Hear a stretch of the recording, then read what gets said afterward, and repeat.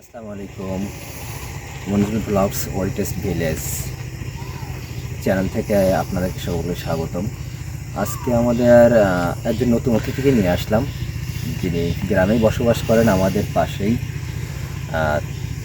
তার কাছে আমরা কতগুলো গল্প শুনেছি, এর ভিতরে প্রত্যেকটা গল্পই মনে হয়েছে অত্যন্ত প্যারানর্মাল, অনেকটা ভৌতিক। তো আপনারা দেখতে পাচ্ছেন আমাদের পাশেই, অর্থাৎ আমার পাশেই তিনি দাঁড়িয়ে আছেন। আর কাছ মুখ দিয়ে আজকে গল্প শুনবো। আশা করি আপনারাও উপভোগ করবেন ফুল টাইম এবং নিজেদের মতো করেই উপভোগ করবেন এবং চেষ্টা করবেন গল্পটার ভিতরে ঢুকে যাওয়ার। ঠিক ওই পরিস্থিতিতে আপনি থাকলে কি করতেন, আপনার সঙ্গে যদি হতো তবে আপনার কি অবস্থা হতো।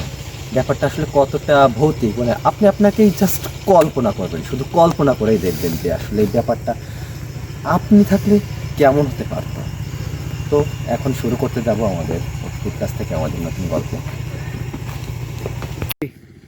আসসালামু আলাইকুম। আজকে আমি এমন একটা গল্প বলতে চলেছি, খুব মোটা ধরনের একটা কাহিনী, খুব ভয়াবহ। কিন্তু কিছু 10-15 বছর আগে আমি এই সাইড থেকে, আমরা ছোটোবেলা থাকতে একটু বিলে গরু রাখারাখি করতাম। করার পরে বিকেল বেলায় পরে যখন সন্ধ্যা হব ভাব, এই সময় হলো আমরা ওই যে ধানের যে নাড়া বলে আর কি, এই নাড়া নিয়ে আমরা বাড়ি নিয়ে ধান সিদ্ধ করতাম। ধান সিদ্ধ করার পরে হলো যখন আমরা নাড়াটা বাঁধিয়ে তখন মাথায় নেব, তখন দেখি পিছন দিক থেকে এই সাইড দিক থেকে একটা ঝুমঝুম ঝুমঝুম একটা আওয়াজ আসতেছে। আর আমরা ছোটো তখন গায়ের ভিতরে কিরমটা ভয় ভয় লাগতেছে।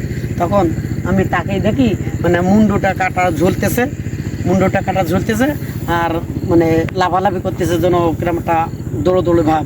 তখন আমি দেখি ওই জায়গাটায় আসতেছে, এই যে এই থেকে একটা গেট আছে, এই গেটের সাইডে আসতেছে।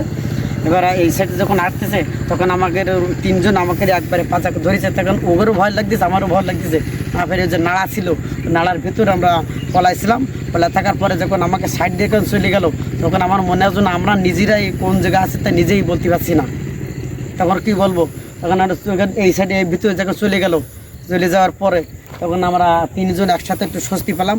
পাওয়ার পরে আমরা সেই নাড়ার বোঝা আর কি মাথা করে নিয়ে বাড়ি যেয়ে আমার মা বাবার সাথে আব্বার সাথে বললাম, বলির পরে ওখানে বাবা তোমার কোনো দিন যাওয়ার দরকার নাই,